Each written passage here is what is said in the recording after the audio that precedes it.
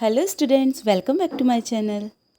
तो बच्चों, आज की कक्षा में हम हमारी हिंदी पाठ्यपुस्तक वीणा का पाठ 4 बया हमारी चिड़िया रानी, इस पाठ के शेष प्रश्नों को हल करेंगे। तो चलिए पढ़ते हैं प्रश्न क्रमांक 3। प्रश्न, नीचे दिए गए शब्दों में से तुक मिलने वाले शब्दों को ढूंढकर लिखिए।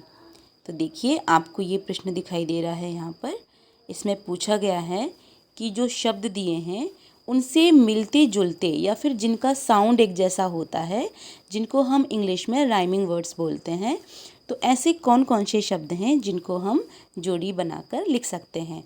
तो चलिए इस तालिका में से हम ढूंढते हैं।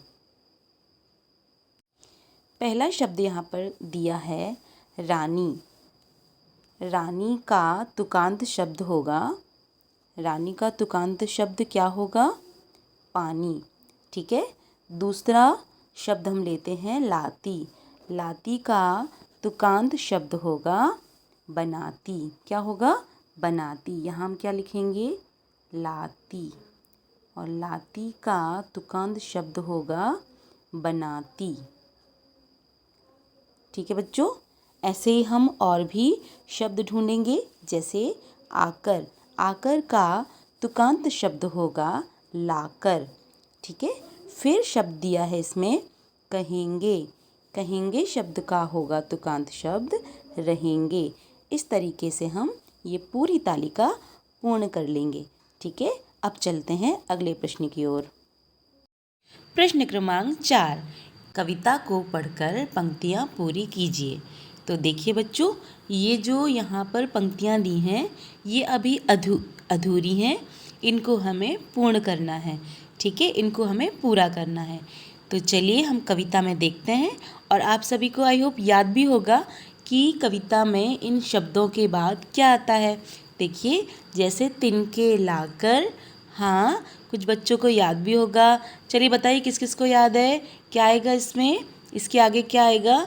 आप मुझे कमेंट बॉक्स में लिखकर बताएंगे, इस कविता को पूरा करेंगे।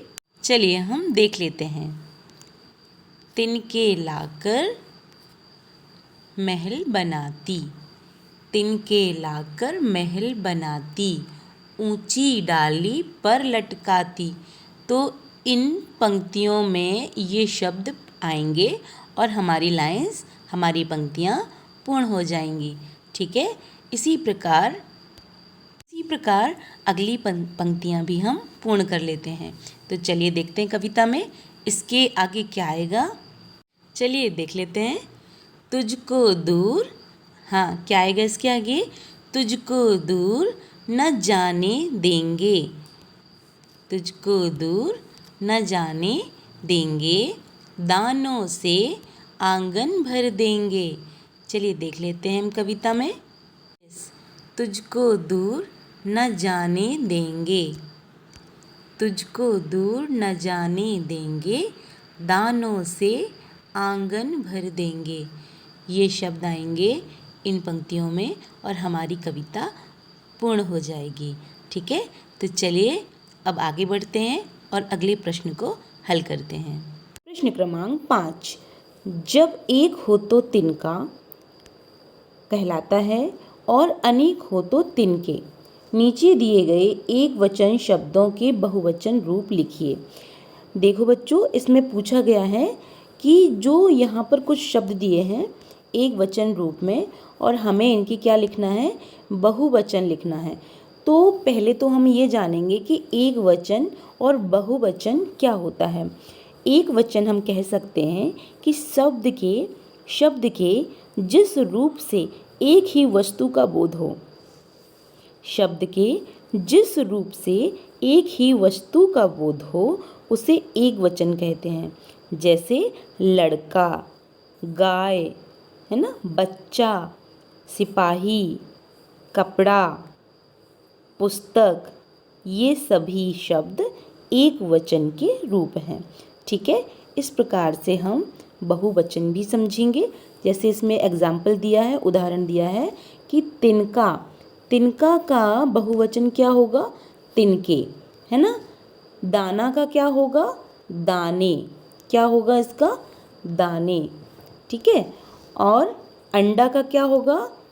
अंडे, ठीक है। और बच्चा का क्या होगा? बच्चे। तो अब हम जानते हैं कि बहुवचन कैसे बनते हैं, यानी कि इस शब्द के जिस रूप से अनेक होने का हमें पता चलता है।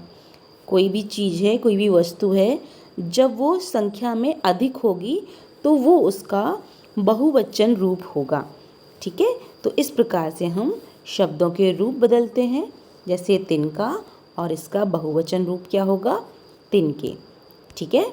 आई होप आप सभी को समझ आया होगा। चलिए मिलते हैं फिर नेक्स्ट वीडियो में। तब तक के लिए टेक केयर, बाय बाय।